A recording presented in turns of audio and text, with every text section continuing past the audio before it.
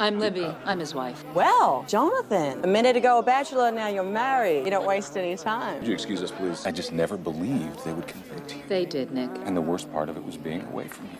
Nice try, Nick. I'm not buying. Just give me Maddie. Look, I understand. No. Give him to me Libby, now. My husband faked his death and framed me. He personally sent me to prison. He and my best friend Angie stole my child. I was sentenced to 10 years. For 6 years, I worked hard to reform, just to get out early and find them. On my first day of parole, I started searching frantically for clues, but there were too many people named Angie. I had to return to my hometown. The principal disliked my prison record, refused to tell me where Angie was. I had to break my parole rules. Late at night, I slipped into the school for records. I found her social security number. So why don't you check my credit and see if I can finance this? Posing as a buyer at a car dealership, I used Angie's number to get an address, but a stranger opened the door. A neighbor told me there was a gas leak 2 years ago. Angie had passed away. My child and husband had moved away. I suddenly understood Nick's cruelty. In an old newspaper corner, I spotted a famous painting my husband collected. Immediately, I had a plan. I pretended to be a buyer at the auction house. Sure enough, I found the transaction record, but just as I asked for the seller's details, Officer Travis showed up at the door. Once again, I escaped his pursuit. Using the address I found, I finally located Nick. He was still living in luxury. The poster at the entrance advertised a bachelor auction. I don't believe I know you, man. Another one of his money scams. The auction was tonight. I walked into the 5-star hotel across the street. I memorized an elderly lady's name and room number. Then I went to the hotel boutique. I bought an elegant gown under her name, charging it to her room. I smoothly blended into the auction. Nick was on stage, showing off. I bid $5,000 for him. Nick watched me approach. The color drained from his face. I've waited too long for this.